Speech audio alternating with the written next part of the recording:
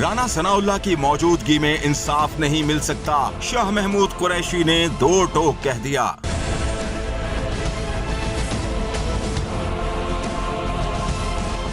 پاکستان تحریک انصاف کے مرکزی رہنما شاہ محمود قریشی کا کہنا ہے کہ چیئرمین تحریک انصاف عمران خان پر حملے کی درج ہونے والی ایف آئی آر قابل قبول نہیں۔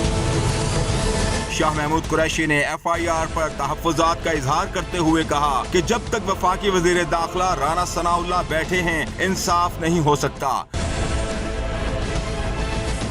اور کہا کہ عمران خان پر حملے کی ایف آئی آر متاثرین کی منشا کے مطابق ہونی چاہیے، ہماری ساری توجہ ایف آئی آر پر ہے۔